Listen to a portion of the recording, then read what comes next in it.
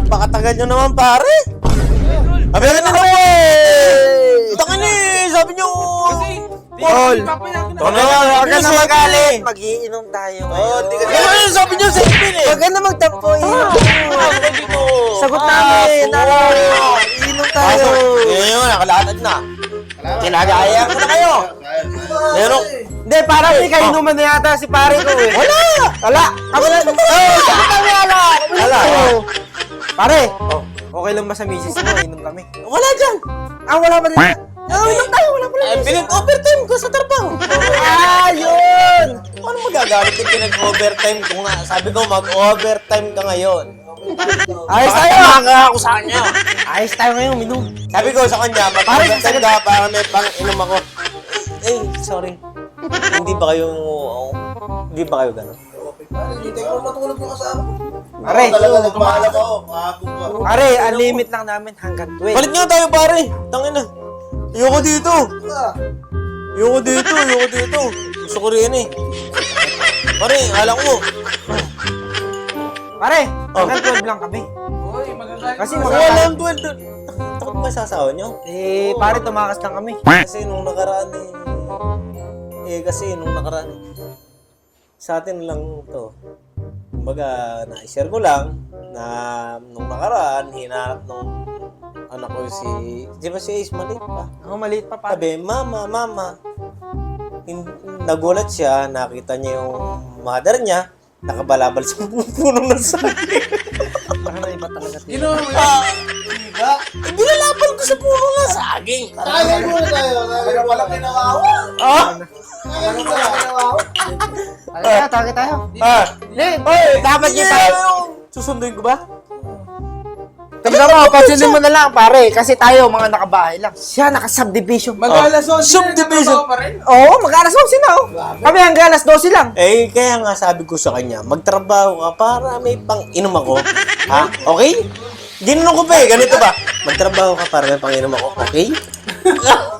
Ano sabi niya? Ano sabi niya? Kasi hindi natin siya hindi takot natin siya nga kalibel. Hindi ka namin kaya doon. Oo, hindi ka namin kaya, tol. Takot nga sa akin kasi.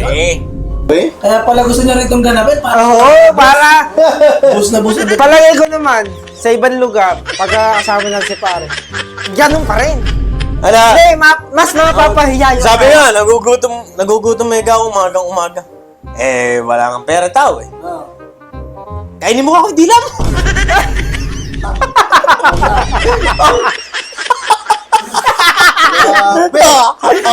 Ayaw niyo ba yun? Sinabi mo yun? Abi ako! Hindi ko kaya sabihin siya. Abi ko! Iba ka pare. Pulutan natin. Tapos na, di lala. At pinakatang mo! Ibahan ko ah. Tanga na sabi ko sa inyo, welcome kayo dito. Walang kawa. Misis ko? Natatakot ba kasi sa asawa niyo? Baka naman pumakaan tayo ng... Naplatag kami ng gulo. Sabi ko sa kanya, ngat-ngatin mo ako yung pyesa ng gulong. Ganun ako sa kanya. Ganun ako Tangina, papasok-pasok sa munisipyo, pero gusto niya yung asawa ko na si Mrs. Sa totoo lang, mahal na mahal ko yan eh. Kasi nag-overtime siya. Kaya lahat ng gawain bahay, ginagawa ko na.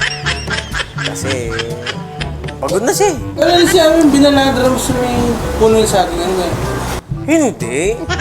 Na mali ka ng dinig. Siguro mahina ng tenga mo. Kumukuha ka ng merienda.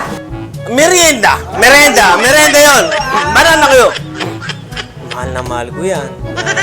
Hindi ko pinagagawa ng gawain bayan.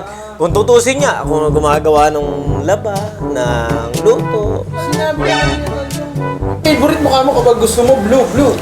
Hindi. Kasi, uniform niya ngayon, alam kong blue, kaya nilabang ko yung blue. Oo. Mahal, andiyan pala. Narinig mo yung sinabi kong mali? Oo. Pati nung umpisa. Pati yung saging. Aray mo! Pakak!